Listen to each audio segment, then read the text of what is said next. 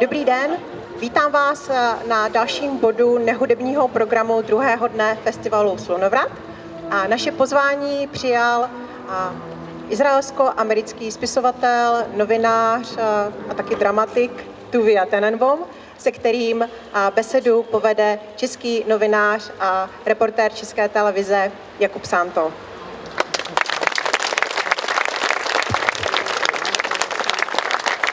Dámy a pánové, díky moc, že jste přišli. My jsme si objednali to počasí, že to trošku bude zamlženější, tak snad teďko to je lepší. Když tak řekněte, mávněte, já zkusím zatelefonovat znovu. Díky moc, že jste přišli. V následující hodině a půl si budeme povídat s Tuviou Tenenbomem o řadě věcí, ale především o jeho poslední knize Po čem rabíni touží, která pojednává o ultra-ortodoxním, často velice tajuplném světě, alespoň pro lidi, kteří jsou zvenčí, ale pochopitelně dostaneme se i na aktuální, zdaleka ne úplně veselá témata. Budeme debatovat v angličtině a Markéta si dneska vytáhla tu krátkou sirku a bude to muset tlumočit, tak mějte prosím s námi trpělivost. Tuvia občas utíká hodně daleko, tak vyzkoušíme si Markétinu paměť. Angličtinu rozhodně ne, to má z nás 3 nejlepší. Díky moc, že jste přišli. Ladies and gentlemen, thank you all for coming. I appreciate you, appreciate Markéta and the rest of the team of the Opava Festival. Thank you. You are the best people on earth. From the river to the sea. Let Czechia be free. Dámy a pánové, Free Czechia! děkuji, že jste přišli. Free Czechia! Velikou radost. Free Czechia! Vážím si toho, že jste přišli, vážím si své tlumočnice Markéty, jsem rád, že jste tady, děkuji také organizátorům festivalu a od řeky k moři osvoboďte Česko.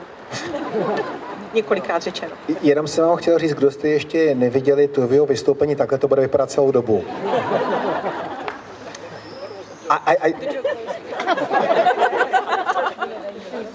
Thank you very much. And one more comment.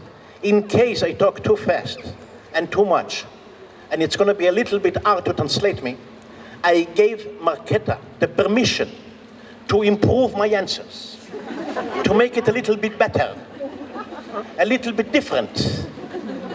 The meaning is the same. Always, always.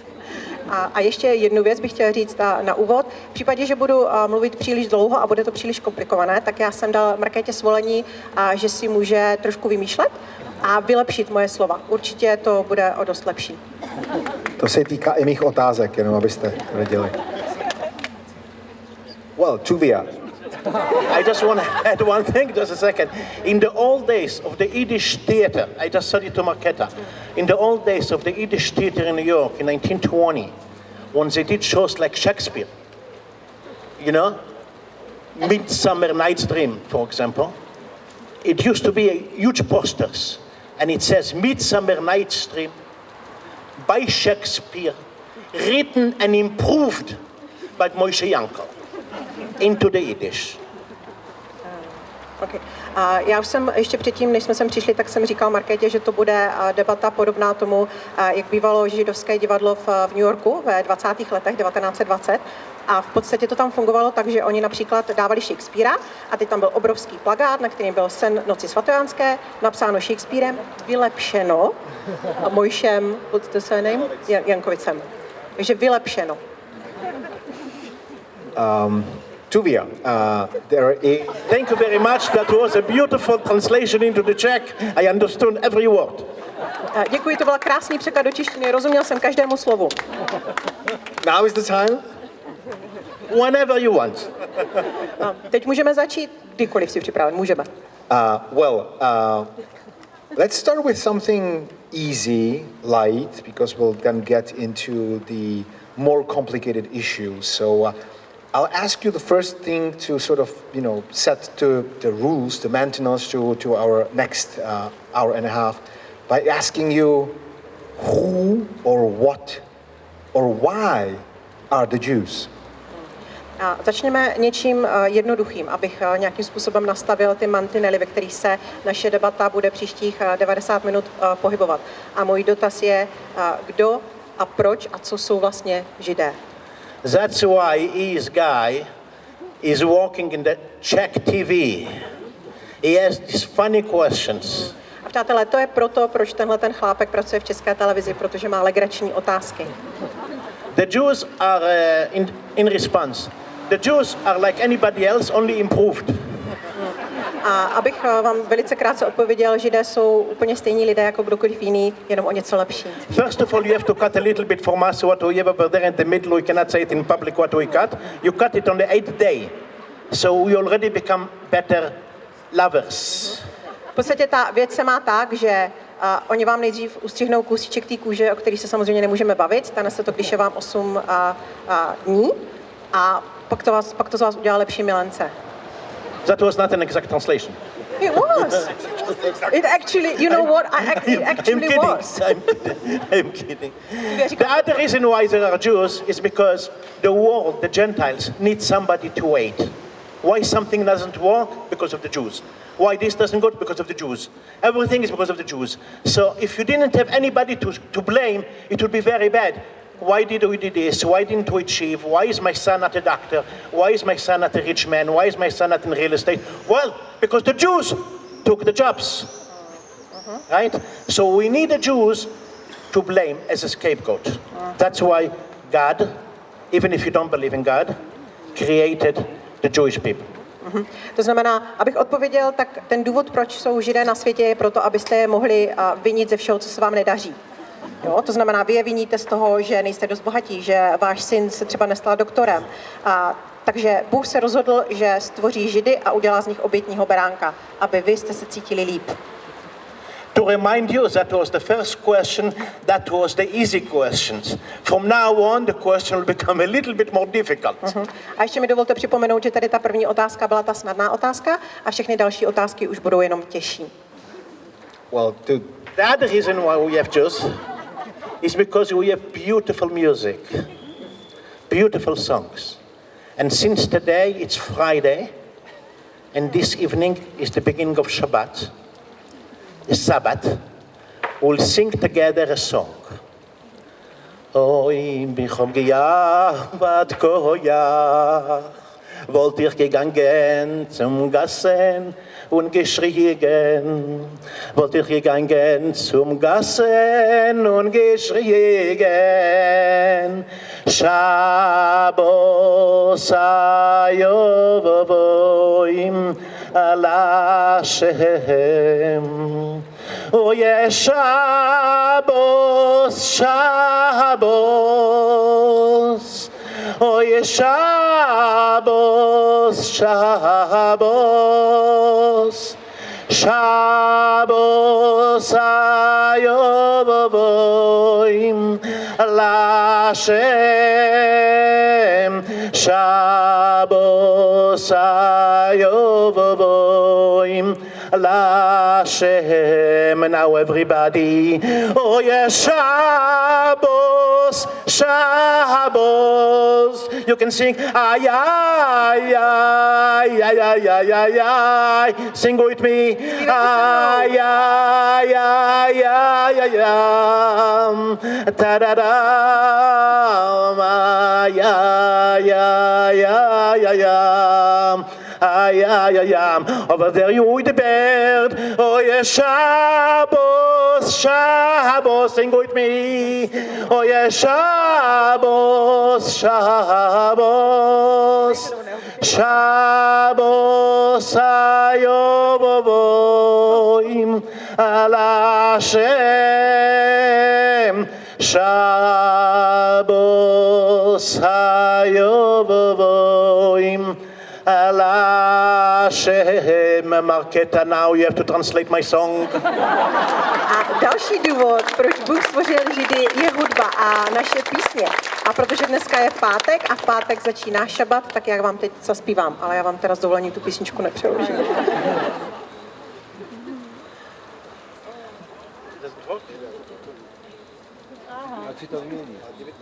right away.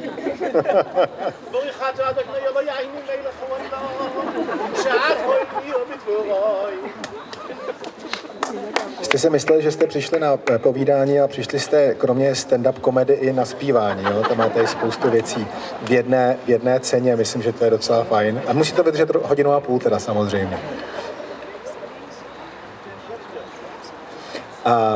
Tuvia, your latest book is Po čem rabině touží, in Czech, is a very interesting journey back to your childhood. It actually starts with little Tuvia being very curious about the world, and then you actually are rediscovering how you were rediscovering as a kid the world. How did you feel during this journey back into yourself, actually? Because usually the books that you write are discovering the world. Now you were tracing back your own steps. Let me translate that first. Tuvio, ve své poslední knížce, která se jmenuje Po čem rabíni touží, se v podstatě vracíš do dětství. Ta kniha je cestou do dětství a začíná okamžikem, kdy ty jsi malý chlapec, který je doma v Izraeli a v podstatě se vrací zpátky ve svých vlastních stopách, vrací se do dětství. A můj dotaz je, jak se cítil v tom okamžiku, kdy jsi šel zpátky ve svých stopách ke kořenům. Thank you for the amazing question. Only something from a brain of a Jew like you in Czech Republic could come up with a question like this, and I really appreciate it. Děkuji ti za tu skvělou a taky velmi chytrou otázku. Nikdo jiný by s takovou otázkou určitě nepřišel. When my editor came up with the idea that I should write a book about the Haredi, the ultra-Orthodox world, for me it was, oh God, since I was born into the Haredi world, somebody is paying you money to relive your life as a kid and as a teenager. That was amazing. It's like, wouldn't you accept a job that takes you back in a time machine to the days when you were a kid? So it was amazing to go back to see the picture, the landscape and everything as a kid. That was amazing. But also I found out about the community very different than I thought I would find. I thought that the book could be very much against the ultra-Orthodox since I left it, and it ended up to be almost like a love poem. When we went there, I went there with my wife, my dear wife Izzy. She's standing right there. She's dressed with a dress she bought in Athens, so it looks a little bit like Greek today. And you see, they understand English.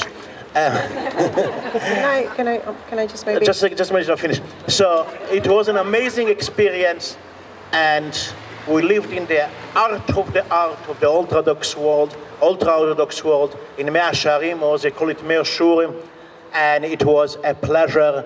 The food was amazing, a little bit like Czech food with a lot of garlic and all kinds of stuff.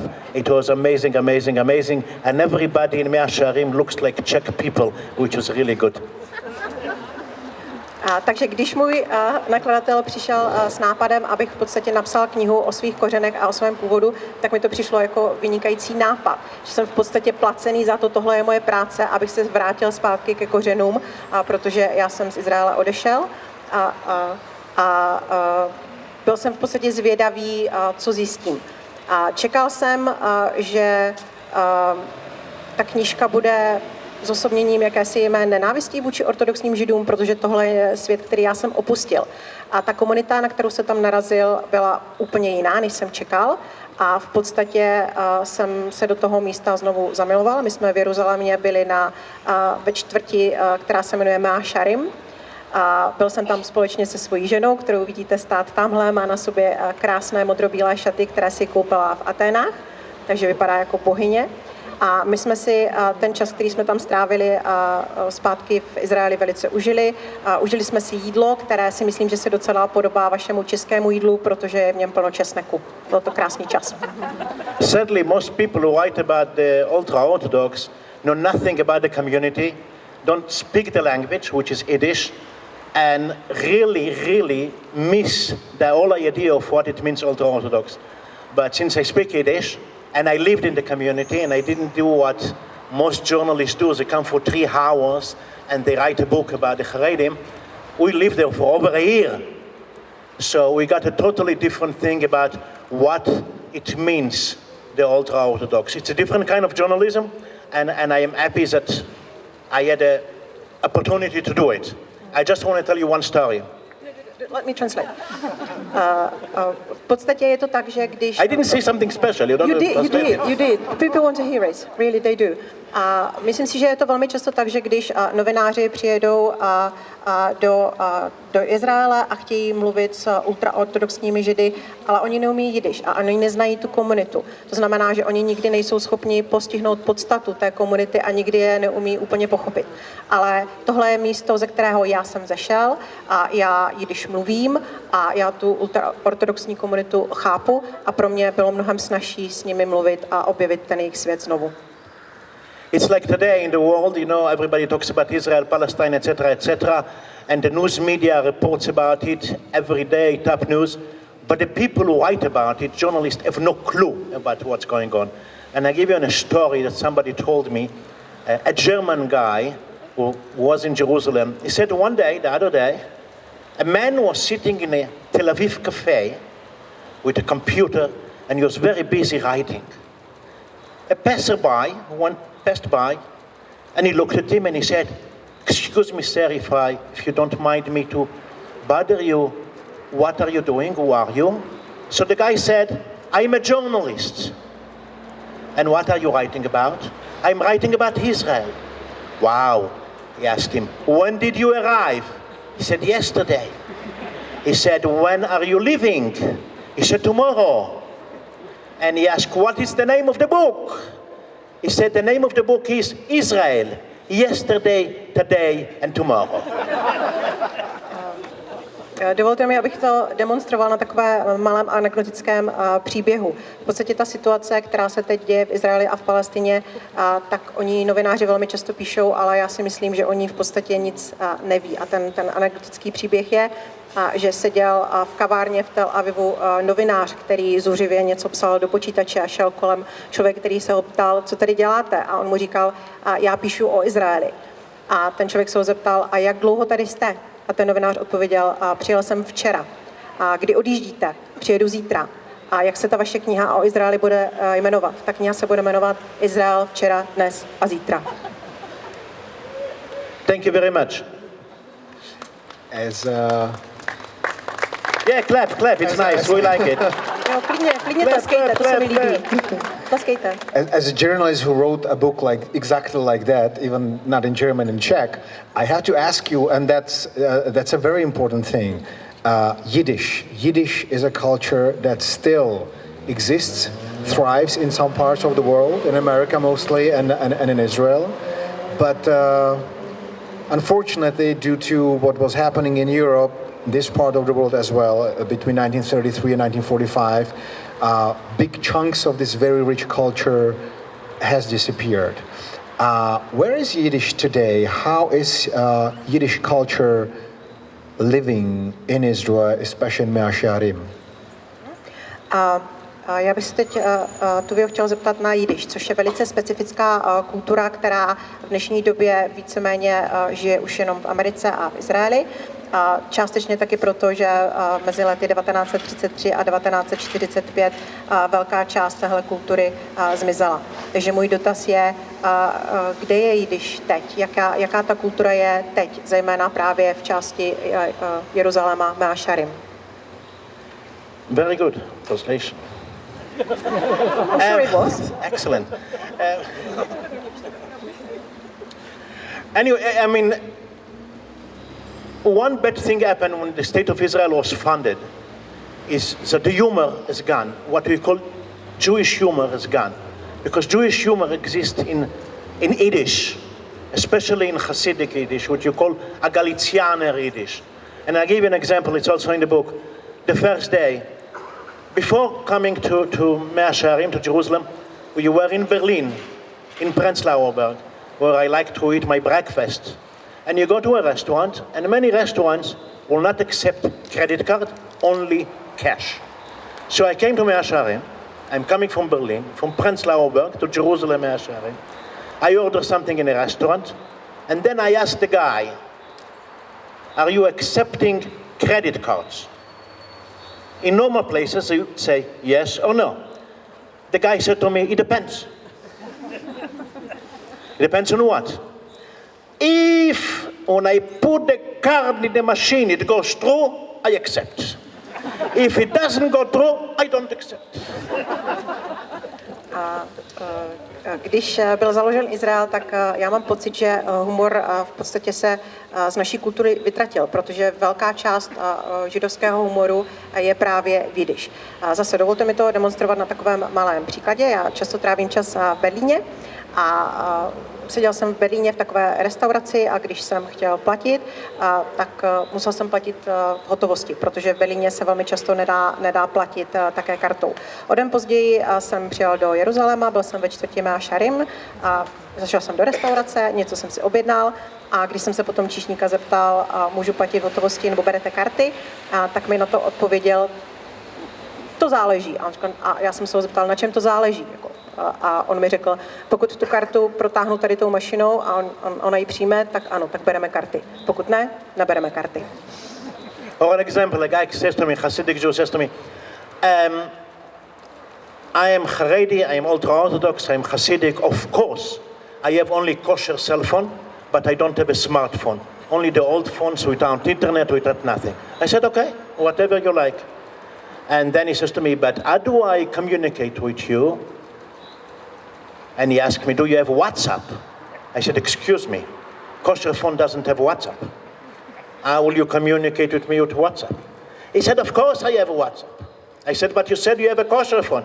Of course I told you I have a kosher phone. In my pocket here I have a kosher phone. Here I have an unkosher phone. A další takový příklad, dostal jsem se do debaty s chasickým židem, s ultra-ortodoxním židem a on mi říkal, já mám košer telefon a to je telefon, který má jenom základní funkce a není vůbec připojený na internet a je to jenom telefon. A bavili jsme se dále, já jsem mu řekl, a jak vás můžu kontaktovat? A on mi řekl, tak mi napište na WhatsAppu, to není problém. A já jsem řekl, no ale vy jste mi teďka říkal, že máte košer telefon. A on na to, samozřejmě, že mám košer telefon. No ale teď jste mi řekl, že vám mám napsat na WhatsAppu. No dobře, jako tady v zadní kapse mám ten telefon, kde mám WhatsApp. Tady mám košer telefon. You here in this country very far away from your first time, so you know a big deal. You have huge following here, hugely popular here. And you've learned also about this country, which is not very religious, which sometimes, I think, very arrogantly prides itself on being the most atheist country in the world, as if that was something to be proud of.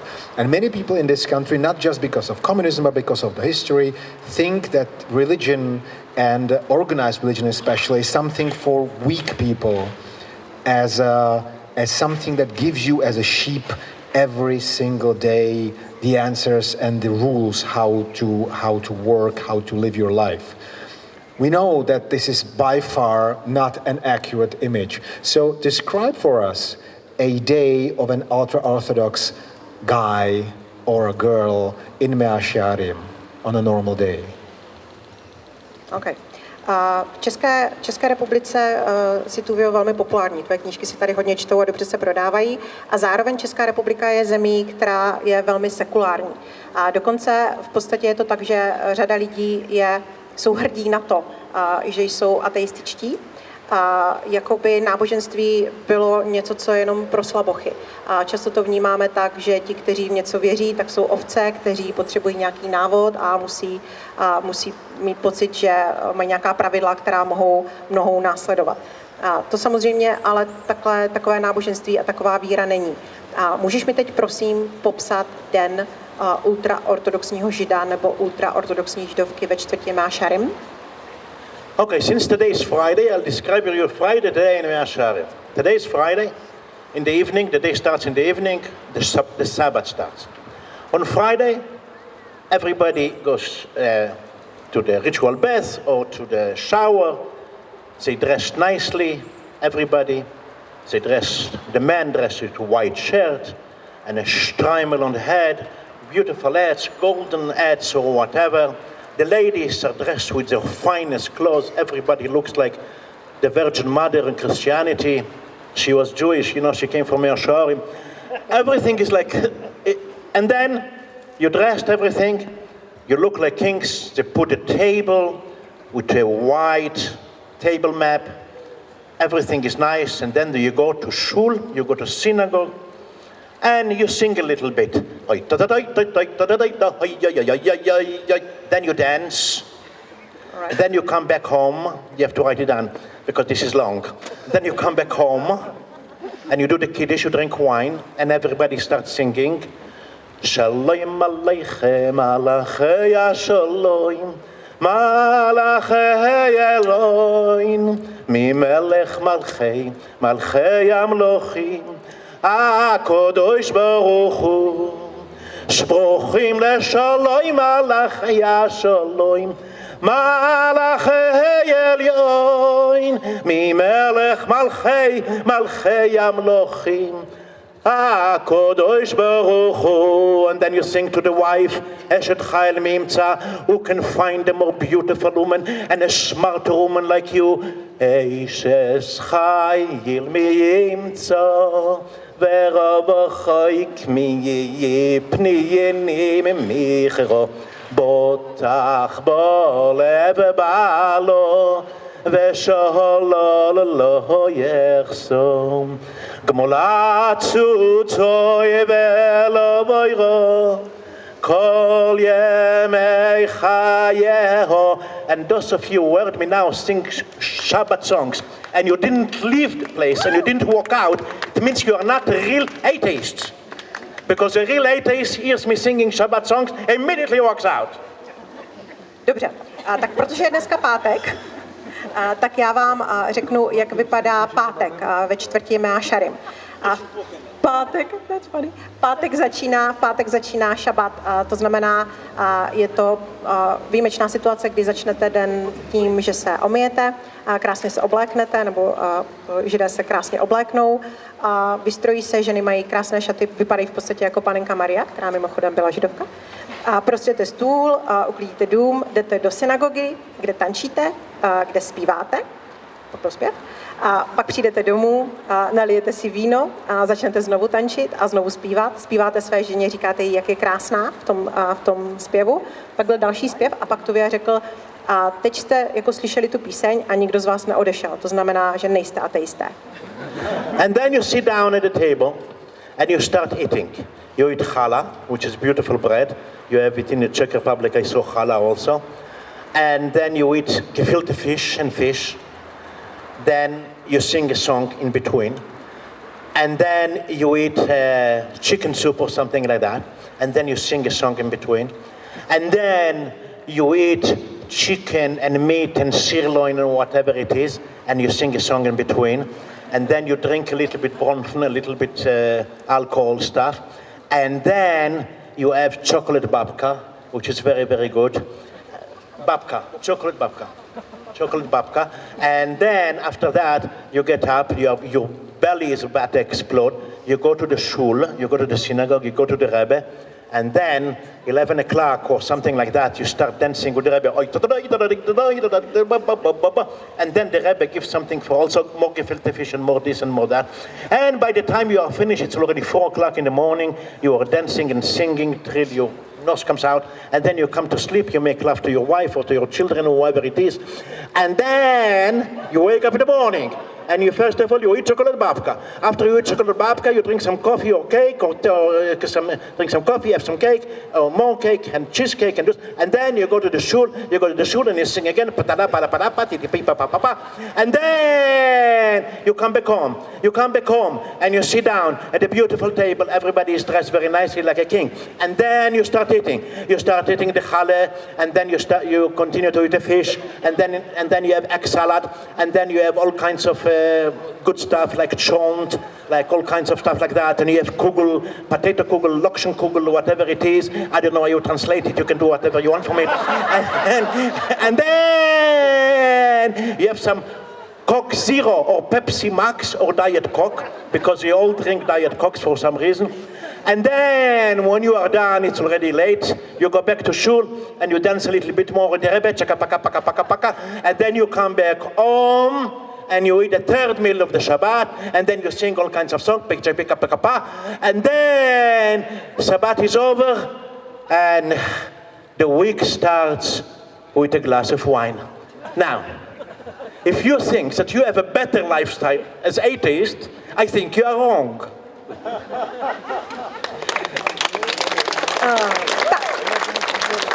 Takže poté, co dospíváte, tak začnete jíst. První chod je chala, což je specifický chléb. A pak si dáte gefilte fish, pak trošku zpíváte, pak si dáte slepičí polévku, pak trošku zpíváte, pak si dáte kuře nebo nějaké jiné maso, pak si dáte trošku alkoholu, pak zase zpíváte a pak si dáte, a je to čokoláda?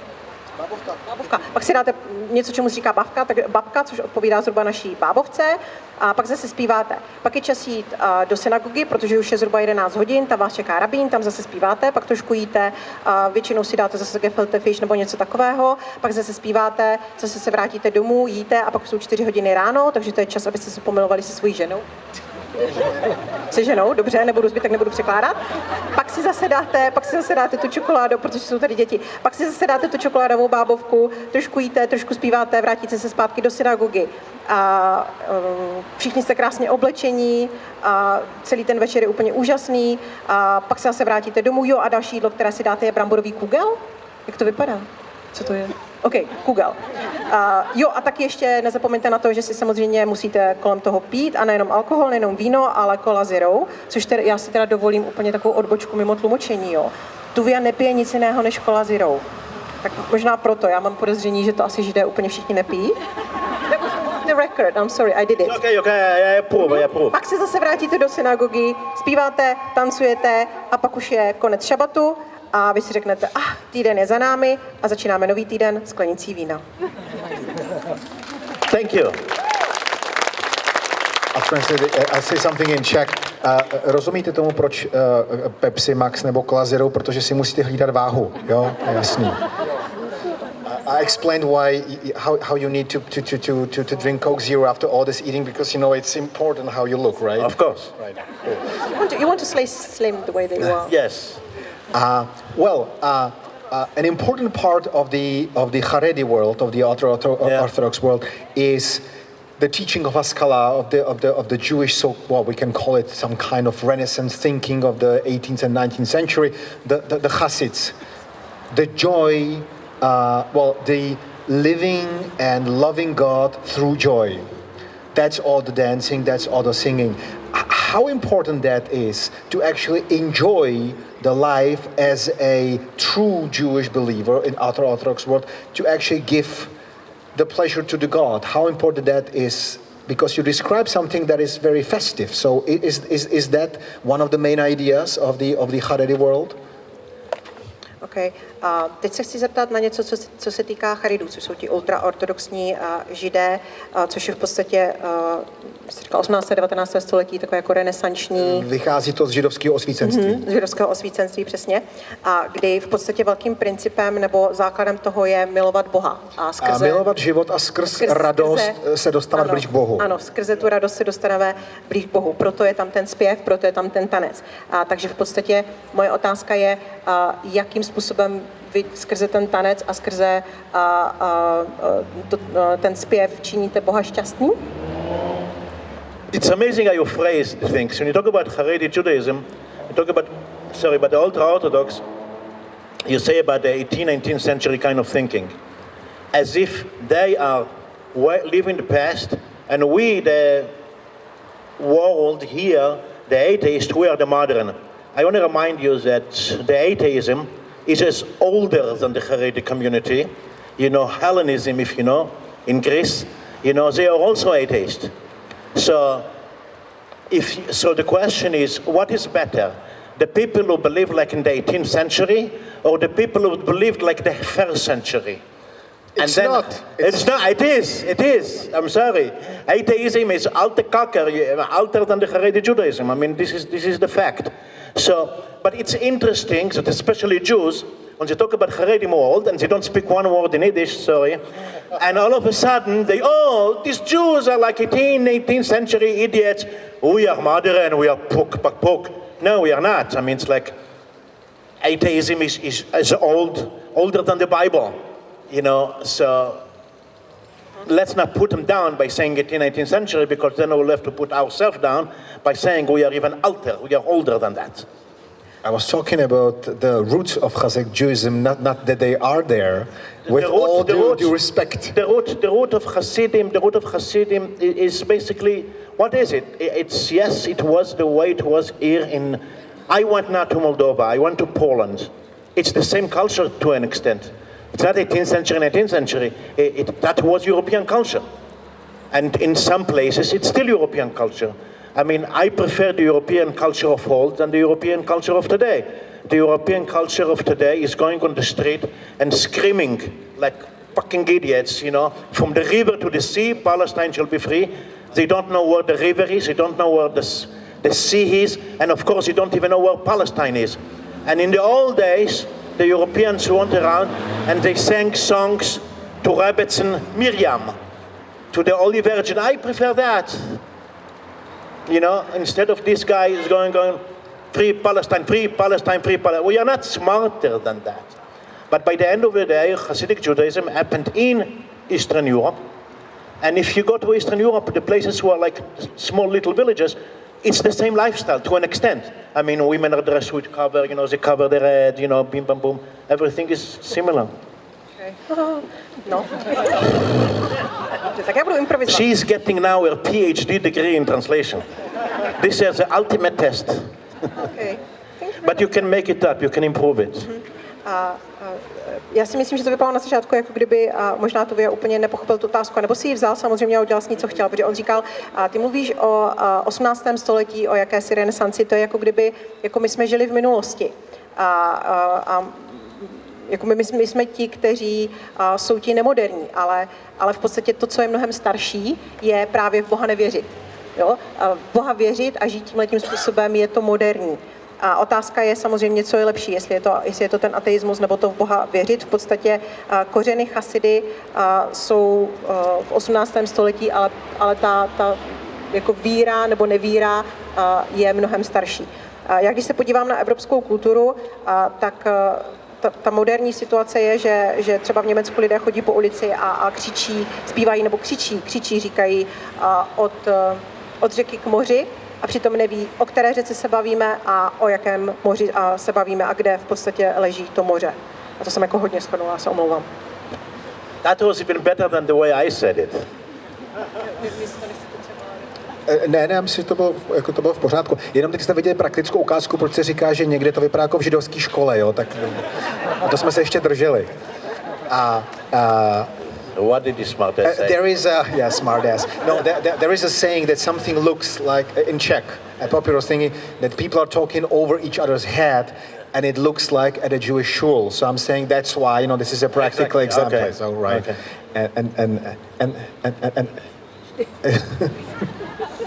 And they came here to watch it, right? Okay. So, your book reads like an advertisement for me, and you know I'm not secular. Well, I'm secularized, but I believe in God. To join the ranks, but I mean, you left because you wanted to see the world and the girls. I remember that from the first pages of the book, and now you came back.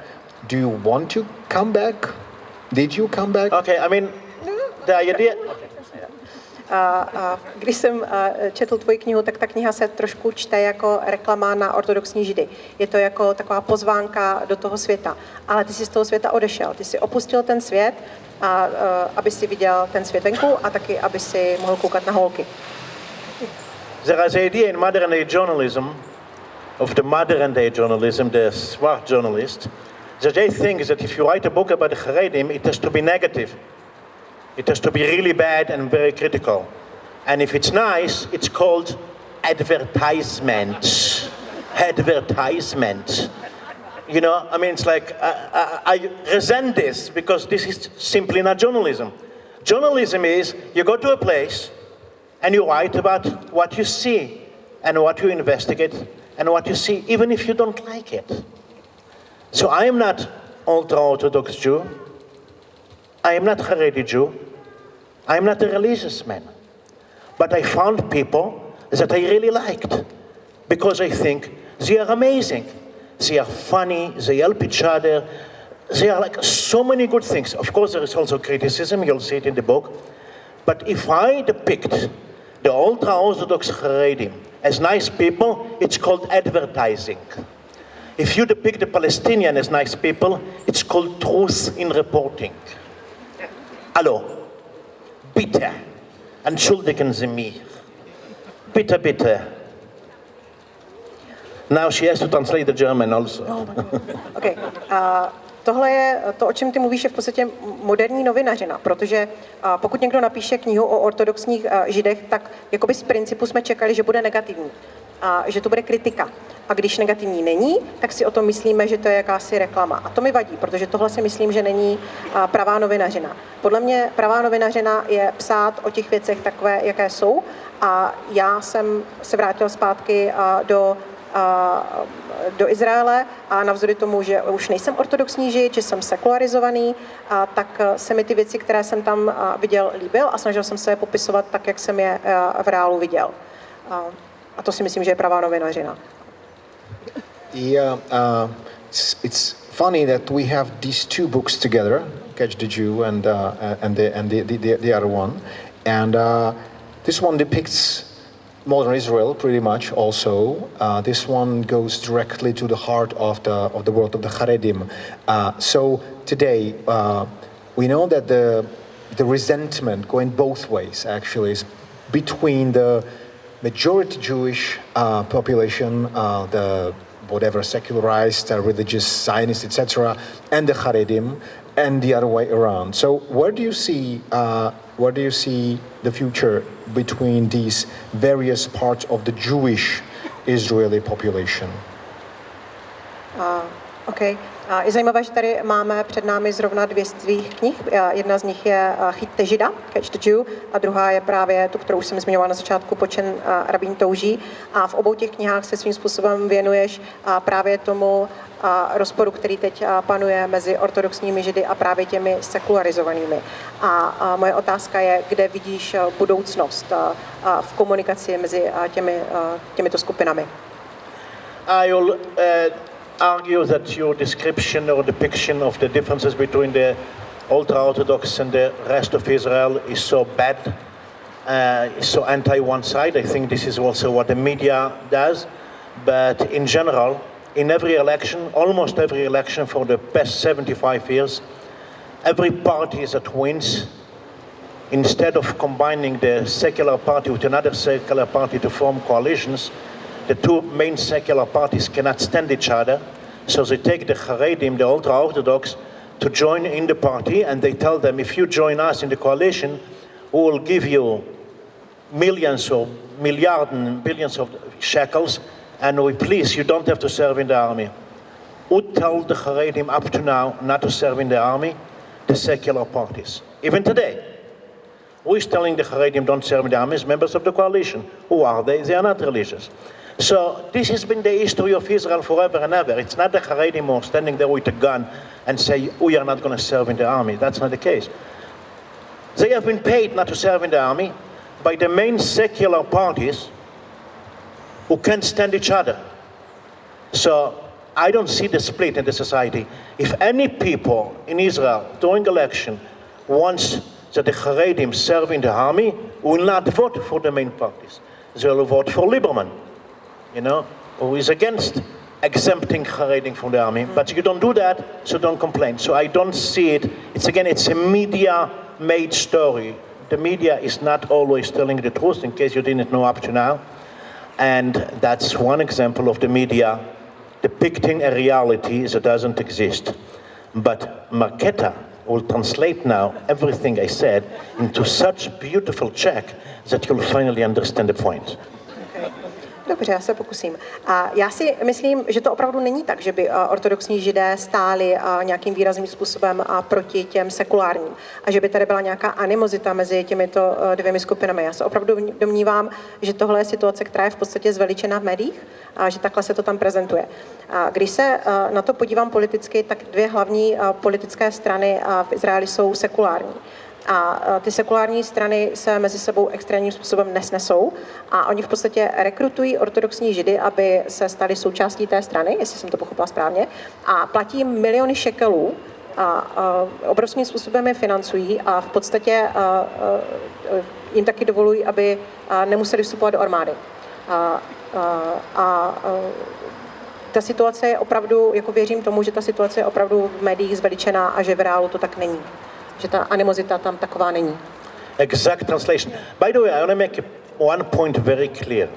If any one of you has a question and wants to interrupt or whatever, please do it, because otherwise it's boring. So if any one of you has a question, please raise your hand and say, I have a question. And each one who has a question, Dr. Jakub will give you personally 50 kronen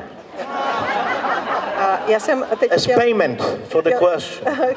Chtěla jsem jenom říct, že pokud v jakémkoliv okamžiku máte chuť se na něco zeptat, tak prosím jenom zvedněte ruku a tu otázku položte, protože když se neptáte, tak si myslím, že je to trošku nudné, že to není tak zábavné pro vás, takže máte tady otázku, prosím, ptejte se a pokud zvednete tu ruku a položíte tu otázku, tak tady pan doktor Jakub vám dá osobně 50 korun. Já pak za invikasu 60. Don't deny it, or we agreed on it. I'm not denying anything at all. A prostor na otázky samozřejmě, jak kdykoliv budete chtít, my se blížíme vlastně v podstatě k tomu prostoru, takže jako bude to. I'll have last one and then we'll save the time for the audience. If not, I have a couple of stupid other questions, showing myself as a media idiot just like everybody else, right? So, I think they got it. All right. Okay, tak dobře, na požádání to teda přetlumočím.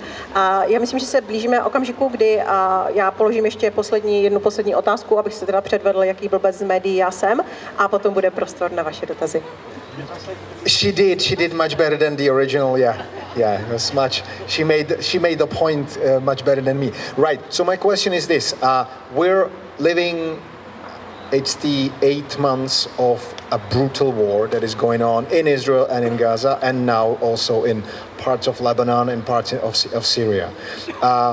Many people who are claiming to be pro-Palestinian, but in fact being anti-Israeli, very much like to make a point that not all the Jews are pro-Israeli, pro-Israel state, and they come up with the group like Naturej Karta, who say that they actually do not acknowledge the very existence of the Jewish state because only Mashiach can do that.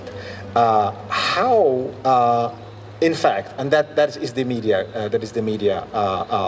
image of that. So where do Haredim now stand in the war going on in the Middle East? Okay. My se momentálně nacházíme v 8. měsíci války, která propukla v Izraeli a v Gaze a které se částečně přidal taky Libanon a Sýrie. A situace je taková, zejména z Palestiny často zaznívá, že ne všichni Židé jsou právě pro-izraelští.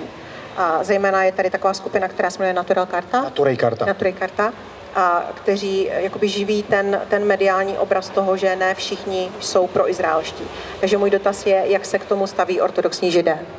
That question was a good example of media idiots. Of course. Ta otázka byla výbornou ukázkou mediální idiocie. Now, Naturej Karta is a group, an old group from before the establishment of the State of Israel that has been split into many parts.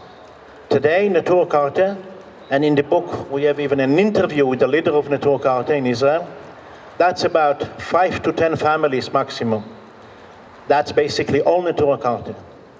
The Naturej Karta that you hear about in the United States, or they have a website, Naturej Karta, is not the real Naturej Karta. Naturej Karta do not believe in the use of the internet, and you'll never ever make a website called Naturej Karta. Naturej Karta that you have in the United States under the website Naturej Karta is not the real Naturej Karta. They are a bunch of idiots who get paid. They actually get paid to put the Streimel and the Hasidic things and stand with the Palestinian flag. And you can see them many times. You'll see them next to the United Nations, next to Israeli embassies, and many times you'll see it's the same 10 people doing the same thing. They get paid. Every time they get the flag, it's $5. A real $5, not like our money, you know. So it's bullshit. They really don't exist. It doesn't exist. It's a group of people, the one who calls themselves novináři, who are in the United States, and this is their job. You know, they get paid to go to Iran and dress like Hasidim, and then, oh, Hasidic Judaism. Hasidic Judaism, no, most Hasidic Judaism, most Haredi Judaism are very much pro the state of Israel, and that's a fact that I have seen for after a year and a half living with them. Very much pro the state, very much pro the country, and they will do their way, pray or whatever it is, to preserve the country. Tady ta skupina, o které jsi mluvil, to je jako velice malá skupina, je to asi jenom 5 nebo 10 rodin, kteří žijí nějakým způsobem jako úplně odděleně, oni neví, co je to internet a jsou to v podstatě idioti, kteří dostávají zaplaceno za to, aby se oblékli jako ortodoxní židé a vyfotili se s palestinskou vlajkou. Pro ně je to práce. A oni opravdu, není to otázka víry, není to otázka jejich přesvědčení, ale oni za to dostávají zaplaceno, aby se tvářili, že jsou pro palestinští. There is a Talmudic expression says, Istra belegine kish kish karya. It means if you take a metal box and you put like 3 pennies in it, or 5 pennies in it, and move it and shake it, it will make a loud noise. If you take the same box and put a lot of coins in it to the top and you shake it, it makes no noise.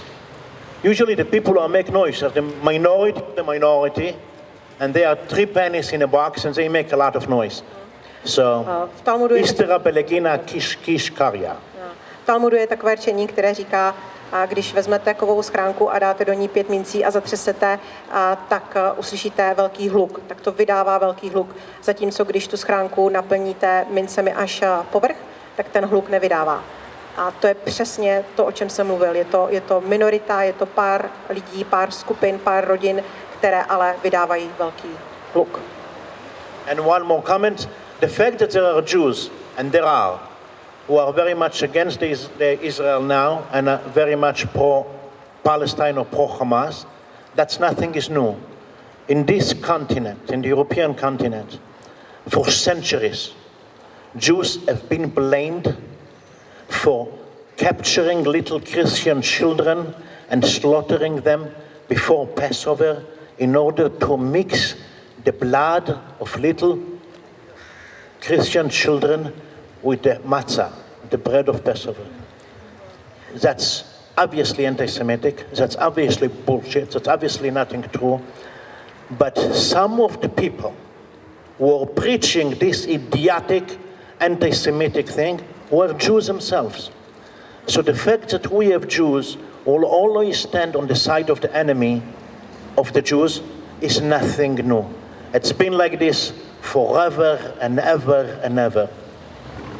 You know, some people might have told you that the Jews are smart people, not always. A ještě jednu věc k tomu si říct. Je to v podstatě tak, že jako po století tady existovali Židé, kteří byli proti Izraeli, kteří byli pro palestinští. Tohle absolutně jako není nic nového. Oni tady vždycky byli. Když se podíváte jako do Evropy, tak tady se často říkalo, že Židé třeba chytali děti a křesťanské děti a tu krev křesťanských dětí si míchali s chlebem.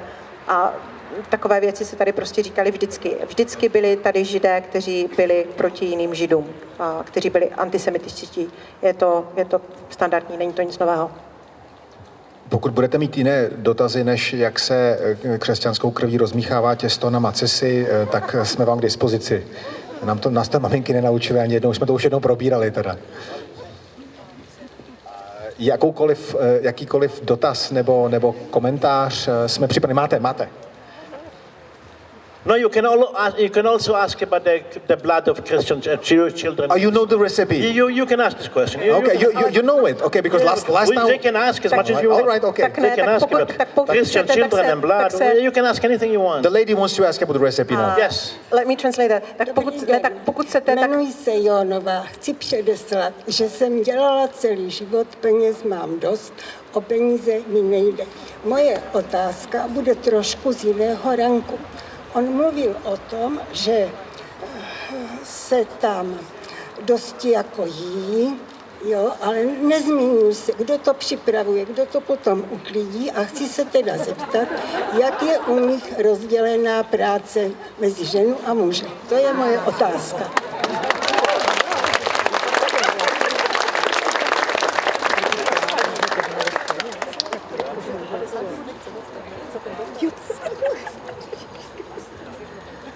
Okay, first of all, I am very happy you worked all your life and you made enough money.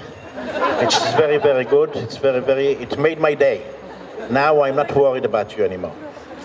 Number one. Number two, the division, according to the statistics in Israel, the division is about 80%, over 80% of Haredi women work, and I'm talking about normal jobs, in the computers, in banking, or whatever it is, and over 50% of the men. In those cases, so the women work all day and the men don't work, it falls on the men to pick up the babies, to clean the house, to cook, and that happens all the time. So, like my neighbor, for example, across the street, he was the cook of the house. Friday, he would come to me afternoon and he say, Tuvia, did you already ever gefilte fish? Would you like to have the gefilte fish that I made? I made a very good gefilte fish, only for you. And you'd bring me gefilte fish and you'd make me fat, because when I went there, I was skinny. I know. So, you know. Remember so, that. The division of force is basically more women work in the free work than men, but it just depends on each individual family. Mm-hmm. První věc jenom, jak jste mluvila o tom, že máte dost peněz, tak to mám radost, to máte fajn, že to tak máte. A k té otázce já chci říct, že 80% žen ultra-ortodoxních jako pracuje a mají standardní práci, kancelářskou, pracují u počítače a tak dále. A je to v podstatě jako kdekoliv jinde. A v případě, že v té rodině muž nepracuje, tak v tom okamžiku je on ten, který se stará o domácnost a pečuje o děti, vaří a tak dále. Já mám třeba jednoho takového známého a k tomu, když přijdu na návštěvu, tak on mi říká, pojď, sedni si, já jsem udělal fantastické gefilte fish, dej si a to si pochutnáš. Takže řekl bych, že je to úplně jako standardní, jako kdekoliv jinde. But what is interesting, and this I must point out, all the people talk about the Haredi Jews, women, and how the women are treated. Most of those people, I'm not talking about this lady, but most of the people who make these comments are very much pro-Palestinian and pro-Muslim, and they have no problem with Muslim women or Palestinian women who are the slave of their husbands. They have no problems that every man can marry 4 women. They have no problems that every man can divorce his wife by saying to her 3 times, you are divorced, you are divorced, you are divorced. They have no problem that in that society women are forced to wear the hijab and cover their hair, and they say the women look so beautiful in hijab. I mean, the same people who talk about the Haredi, you know, as they treat their wives, have no problem with Palestinians the way they treat their wives. Hello? Where is the honesty here? Or the Saudis, all of a sudden everybody loves the Saudis. You know, hello, the Hamas. Hamas, did you see how the women are dressed? In a day like this, everything is back like a garbage bag on their head. All of a sudden, oh, look at these women, they look so free. Well, the Haredi lady looks like such a slave to her husband. Hello, where are you? Where are you? Where is the media? Hello? Criticize all the time the Haredi women, the Haredi community for mistreating the women, and never, ever criticize the Palestinian society for treating their women like dreck of the earth. Where is it?